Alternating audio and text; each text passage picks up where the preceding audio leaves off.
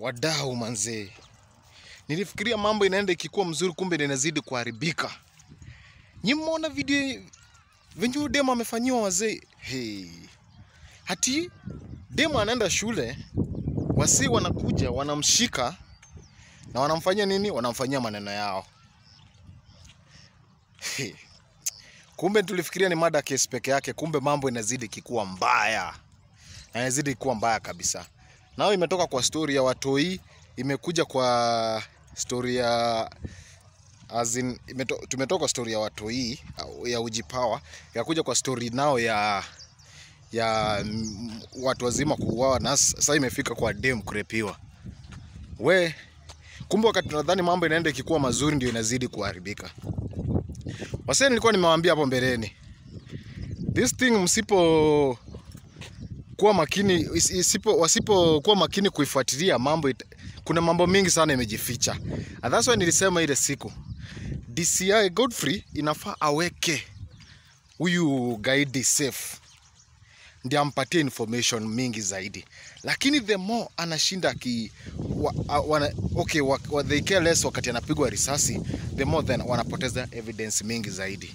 Now check sasa, saa hii tulimpoteza Zuru wa Murang'a, lakini bahati wakaweza kumshika guide mwingine, sijui hata anajiita aje, na akaonyesha mahali mili ziko. Leo amepeleka mahali demo amerepiwa bwana. So turudi kwa udem kidogo. Udem alikuwa anaenda shule, na kuenda shule wakamshika wakiwa watu watatu na wakamfanyia chenye walikuwa wanawafanyia. Issue sasa tena inafaa tujiulize, walikuwa wamemfunga pale ni kumtumia na mtumia, ama walikuwa wanataka pia kumtoa bone marrow? Unajua, ingekuwa wako na haja na kumuua, wangekuwa washammaliza already. But walifanya chenye wanafanya na wakaacha huyo dem hiyo area, ndio wakuje next time, kesho yake wakuje wafanye shughuli ambao wanafanya nayo.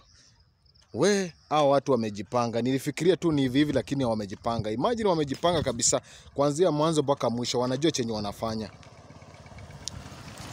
Waliona kupata dem ni ngumu kwa kichaka, so wananajisi.